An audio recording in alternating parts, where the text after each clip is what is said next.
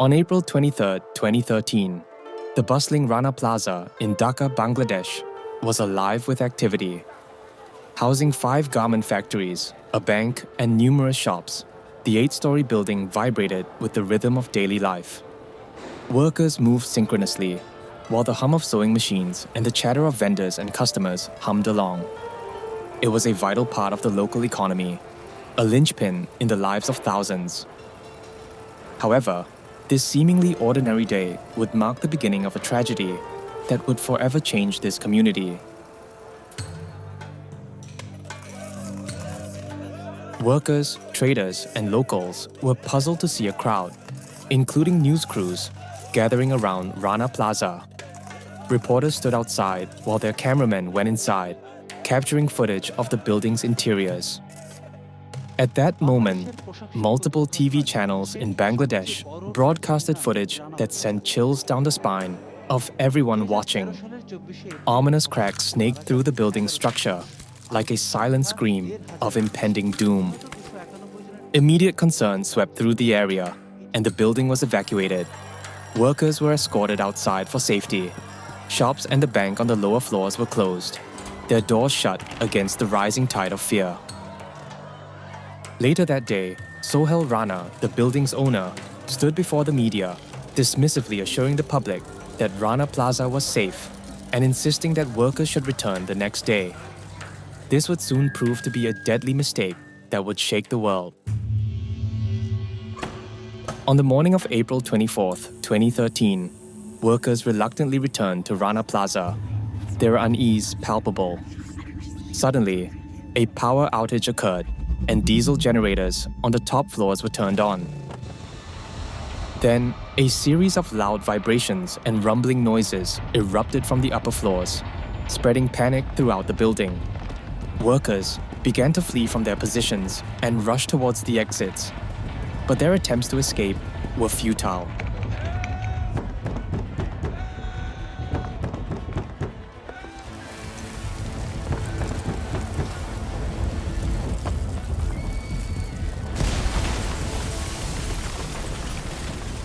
Less than a minute later, at approximately 9 a.m., Rana Plaza collapsed with a deafening roar, leaving only the ground floor intact.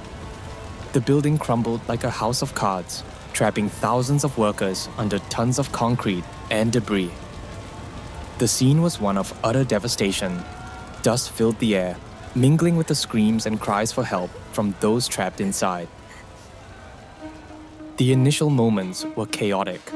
Survivors and local residents scrambled to rescue those trapped. Volunteers, many without proper equipment or protective gear, worked tirelessly to pull survivors from the rubble. The scale of the disaster quickly became apparent as the true extent of the destruction unfolded. In the immediate aftermath, a grim reality set in. Over 1,100 lives were lost, and countless others were forever changed. The Rana Plaza collapse was not just a structural failure. It was a catastrophic event born of negligence and greed, leaving a permanent scar on Bangladesh's garment industry and the world.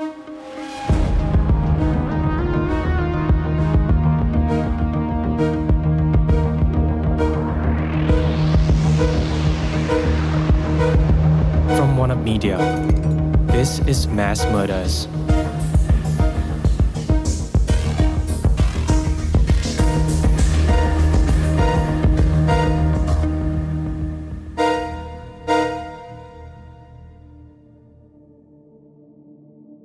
Bangladesh has emerged as a global hub for garment production, largely due to its competitive advantages. It's the world's second-largest garment producer, exporting billions of pieces of clothing every year. The country's primary allure lies in its low labor costs, with millions of workers employed in the sector at wages significantly lower than those in many other countries. This cost efficiency is coupled with a large, youthful workforce skilled in garment manufacturing, making Bangladesh an attractive destination for international brands looking to maximize profit margins. Through the bustling streets of Dhaka, the heart of Bangladesh's garment industry, factory buildings loom. These structures, often crammed into narrow alleyways, hum with a constant whir of sewing machines. Inside, rows upon rows of workers, predominantly women, sit hunched over their stations. The air is thick with the smell of fabric, sweat, and sometimes the faint odor of machine oil and the occasional bark of a supervisor pushing for faster output. The country has also established an infrastructure designed specifically for textile production, with numerous factories and a well-developed supply chain that can swiftly respond to the demands of fast fashion. Trucks laden with rolls of fabric navigate the congested roads, their horns blaring as they deliver materials to factories, where they are quickly transformed into the latest fashion trends destined for stores worldwide. However, these benefits come with significant drawbacks.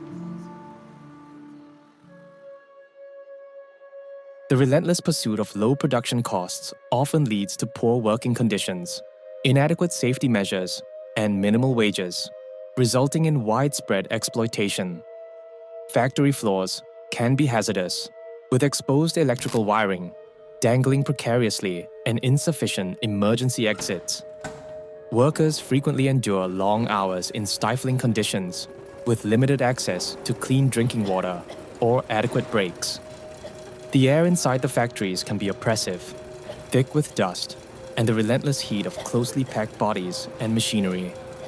The economic benefits of the garment industry are undeniable, yet they come at a significant human cost. On November 24, 2012, a devastating fire engulfed the Tazreen fashion factory in Ashulia, Dhaka. The inferno claimed the lives of at least 117 workers and left over 200 injured. Locked exits and inadequate safety measures turned the factory into a death trap. It was not the first time such a deadly incident had happened. Just 2 years earlier, a fire truck was summoned to the Garib and Garib sweater factory in Ghazipur. The area was fueled by highly flammable materials scattered around the factory floor. Blocked exits then played a deadly role, resulting in the deaths of 21 workers. An even earlier disaster occurred on April 11, 2005, when the Spectrum sweater factory in Savar collapsed. The building, constructed on unstable land and without proper permits, crumbled under its own weight. 64 workers lost their lives, and many more were injured as the structure came down in a cloud of dust and debris. Despite these catastrophes, Bangladesh's garment factories continue to churn out more clothes. But that all came under intense scrutiny in 2013 when tragedy struck Rana Plaza. Rana Plaza was more than just a building. It was a lifeline for thousands. Located on the outskirts of Dhaka, its proximity to the capital made it a prime spot for business ventures, especially in the booming garment industry. Sohel Rana, a prominent figure and allegedly a member of Awami Jubo League, a major political party in Bangladesh, saw the spot as a golden business opportunity. In 2006, Sohel partnered with his father, Abdul Khalik, to construct a 5-story commercial building that would soon become known as Rana Plaza. When it opened, Rana Plaza stood as a symbol of economic growth and opportunity. It housed 5 garment factories, a bank, several apartments, and ground-level shops. The building buzzed with activity from dawn till dusk. Around 5,000 people, mostly young women, arrived early each day, their hands deftly stitching fabric into garments destined for at least 30 international brands, some of which include major brands like Zara and J.C. Penney.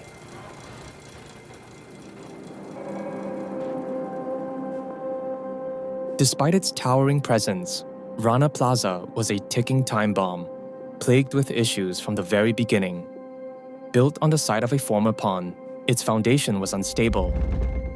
Disturbing details about its construction began to emerge, but Rana, eager to capitalize on the booming garment industry, apparently ignored them and even decided to expand. Over the years, additional floors were added, turning the original 5-story structure into an 8-story building, housing even more garment factories. By 2013, The 5th through 8th floors were teeming with industrial equipment, far beyond what the building was designed to support. The cracks, both literal and metaphorical, began to show. On April 23, 2013, a woman named Rupali started her day at the Rana Plaza factory like any other. She worked as a sewing machine operator in a garment factory, producing clothing for an American brand on the 6th floor of the building. Rupali clocked in, greeting her co-workers with a cheerful "Good morning." as she made her way to the machinist section.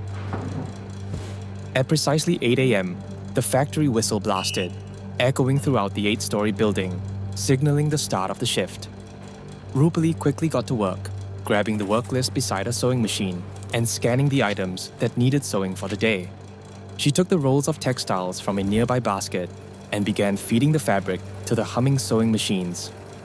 Her fingers danced with precision, each movement a blend of speed and accuracy, transforming raw textiles into finely crafted garments with practiced ease. When the noon break came, the whistle rang out again. Rupali wiped the sweat from her forehead and prepared to take her lunch with her female co-workers. Just as she stood up, she heard the unmistakable sound of something crumbling above her. She looked up and saw a crack snaking across the ceiling. Initially, she paid little attention to the crack until her colleagues mentioned it during lunch, speaking in hushed voices to avoid their supervisors overhearing. Rupali learned that workers from other garment factories in Rana Plaza had also noticed the cracks. Soon, word about the ominous cracks spread like wildfire among employees and building administrators, eventually reaching the authorities, who rushed to the site to inspect. The cracks had started on the upper floors, prompting structural engineers to order an evacuation. Shops and the bank on the lower floors were immediately closed. A crowd of curious onlookers and journalists began to gather outside Rana Plaza, much to the dismay of the garment factory workers and Sohel Rana himself. Rana found out about the situation through messages from his frustrated tenants. Driven by deadlines and profit margins, they deemed the inspection and evacuation unnecessary. He quickly drove to Rana Plaza, conducted a brief inspection, and then faced the media. Despite the footage of cracks inside the structure, he assured the public that the building was safe for occupancy and urged workers to return the next day. But panic and concern had already spread among the employees, including Rupali. When the chaos subsided, managers from the garment factories ordered all workers to return the next day. As Rupali left to go home, a female co-worker hurried over, on the verge of tears. Rupali asked her what was wrong, and the woman broke down, revealing that she had seen the cracks on the 7th floor and feared the building was on the verge of collapse. Worse, her manager had threatened to withhold a month's pay if she refused to come back to work, a threat apparently made to other employees as well. Rupali was shocked, but as she stared at the busy streets of Savar, Uppsala, she realized that despite the impending doom, ordinary factory employees like her had no choice but to return to work the next day.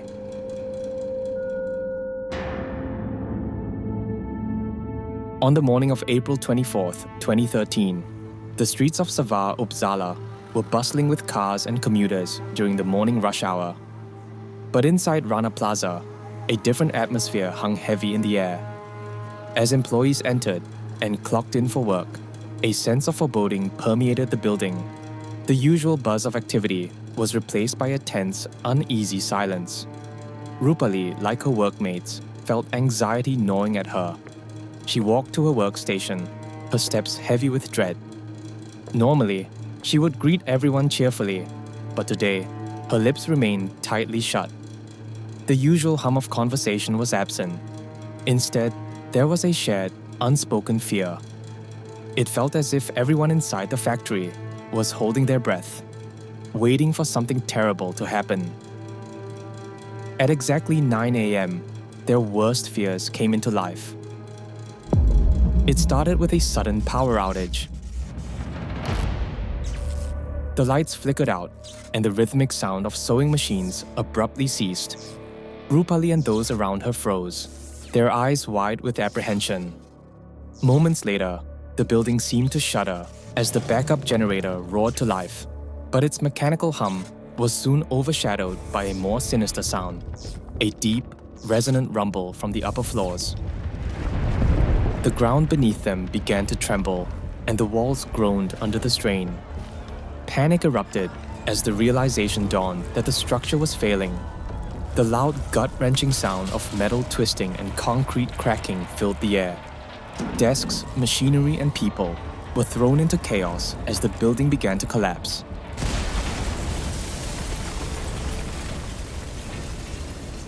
Within moments, the 8-story structure crumbled, sending plumes of dust and debris into the air. Screams of terror and cries for help were drowned out by the deafening roar of the building coming down. The vibrant life that once filled Rana Plaza was replaced by a scene of unimaginable devastation.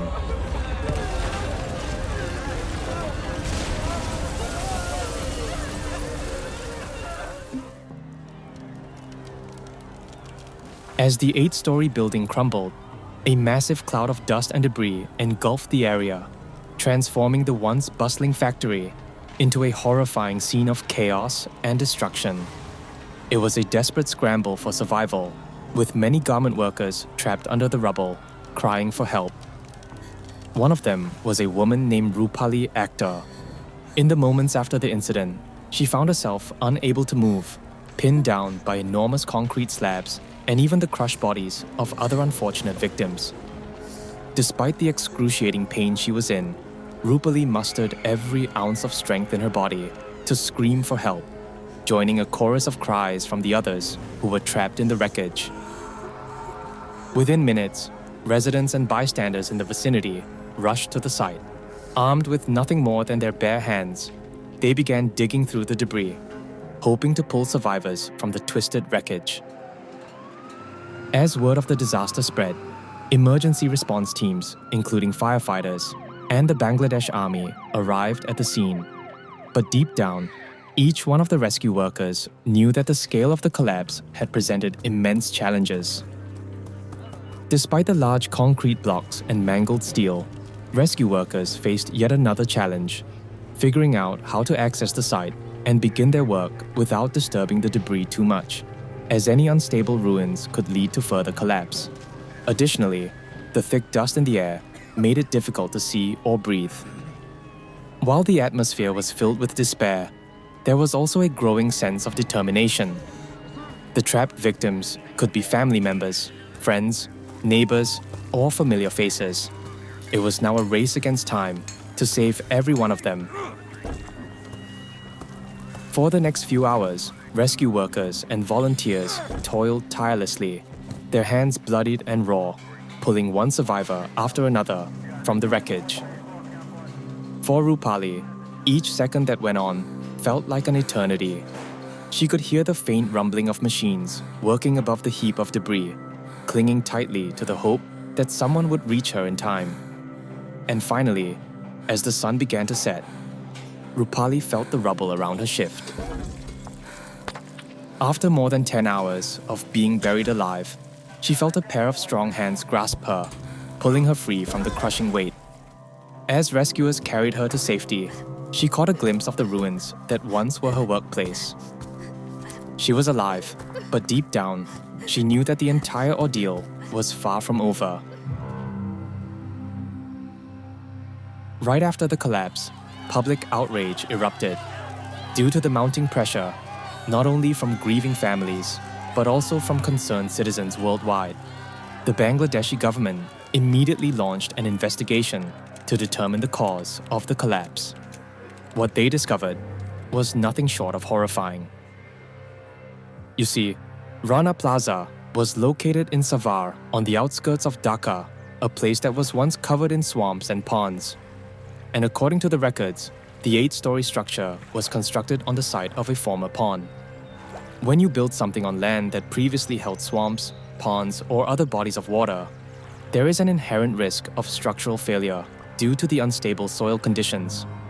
Because of the residual water, it saturates and loosens the soil, which prevents it from supporting the immense weight of multi-story buildings like the Rana Plaza. Over time, this instability makes a collapse almost inevitable. As the records clearly state that the building was constructed on unstable ground, many concluded that this was likely the primary reason for its collapse. But to the authorities of Bangladesh, they were not satisfied with this conclusion. They had a feeling that the cause of the catastrophe went beyond simple structural failures and construction violations.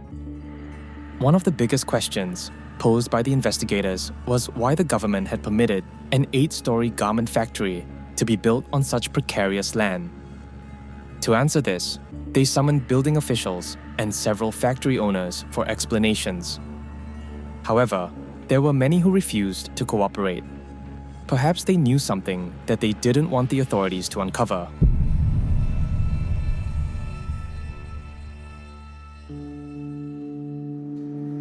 According to the investigation, the building not only lacked the necessary permits to ensure its integrity and durability, but was also constructed with substandard materials.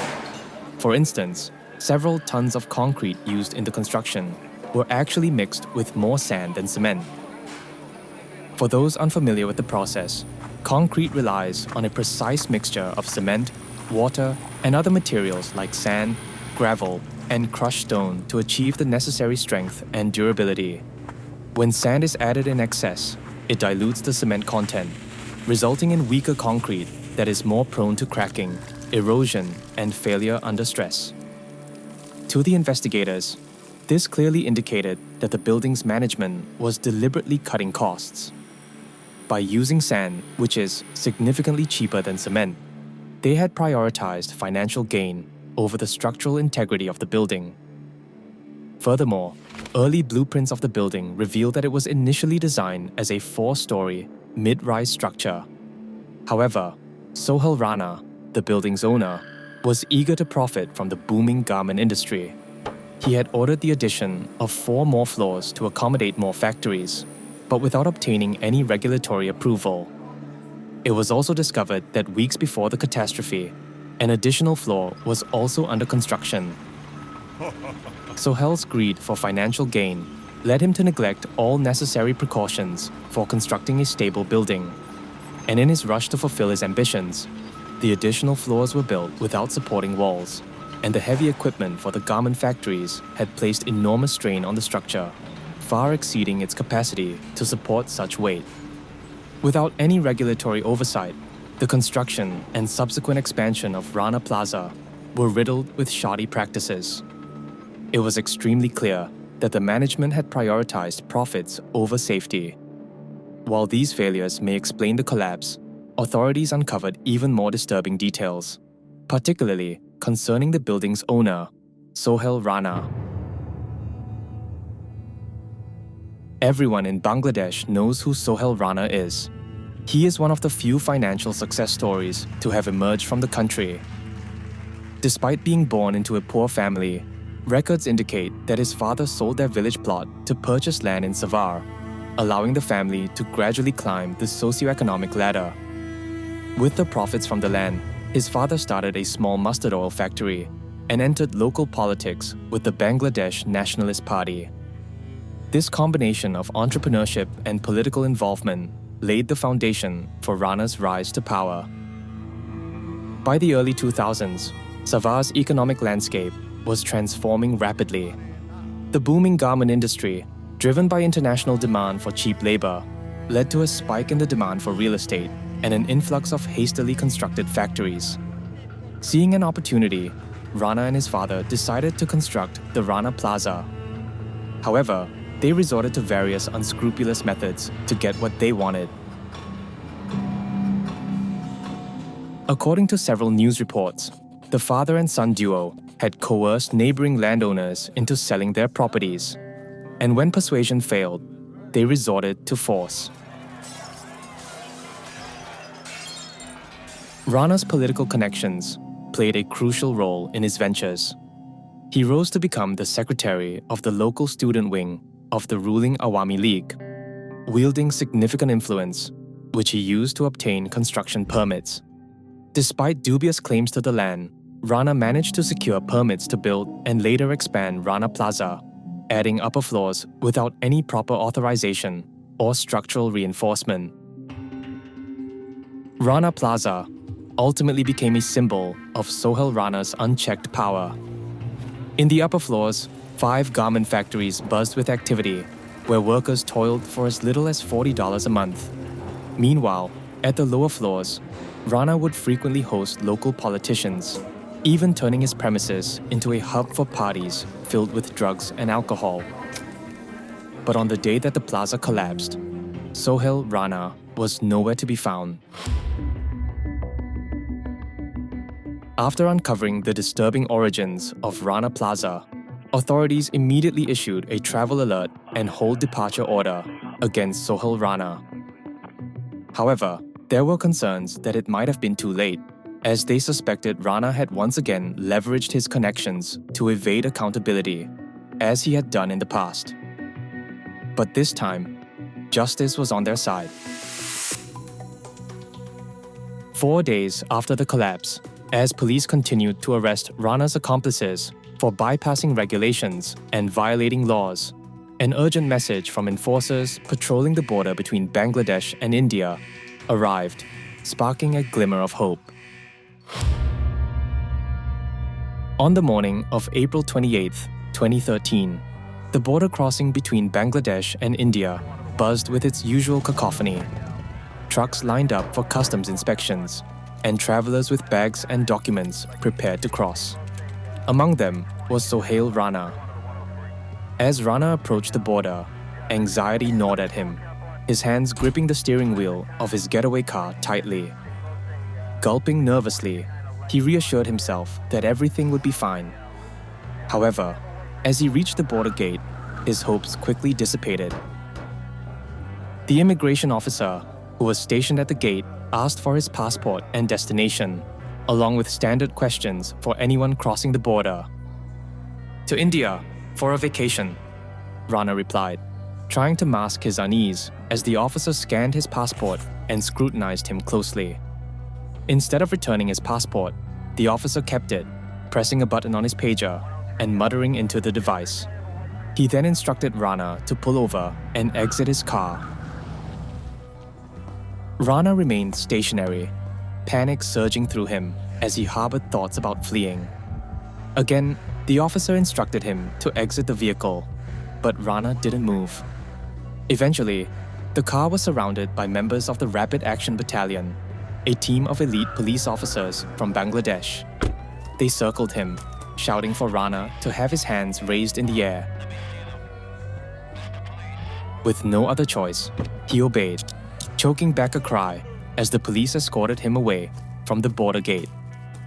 At that moment, Sohel Rana was considered one of the most wanted men in the entire country. His actions were deemed not just murder, but mass murder. He had claimed thousands of lives and destroyed countless more.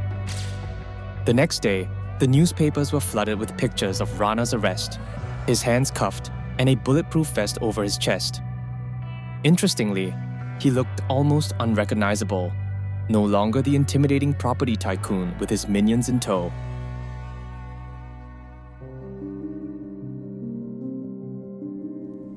Every piece of clothing we wear carries a story of who made it and where it came from. And in the aftermath of the collapse, many of these hidden tales came spilling out.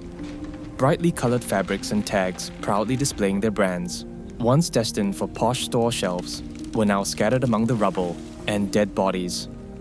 The factory's once bustling atmosphere was replaced by eerie silence and dust-choked air.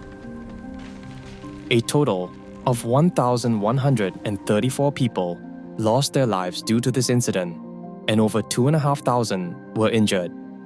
This disaster is considered one of the deadliest structural collapses in modern history and remains the deadliest industrial accident in the history of Bangladesh to this day.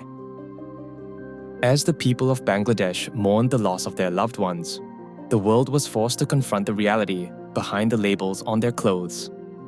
The collapse had brought to light the hidden stories of exploitation and unsafe working conditions, forcing many consumers and brands to question the true cost of their fashion. On August 29, 2017, Sohel Rana was sentenced to a maximum of 3 years in prison by a court for failing to declare his wealth to Bangladesh's Anti-Corruption Commission. Many felt that this sentence was merely a slap on the wrist for his actions.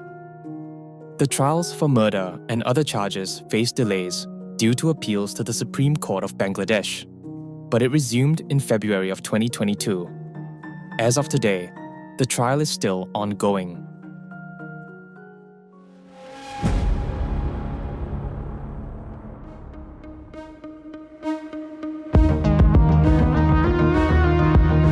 Mass Murders is a One-Up Media original.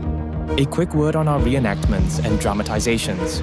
While we can't know exactly what they say, think, or feel at the moment, it is all based on research. Mass Murders is produced by Ethan Sam. Our executive producer is Guang Jin. Story writing and research by M. Audio engineering by Vung An and Ethan Sam. Narrated by Jason. Thank you for listening, and we'll see you in the next episode.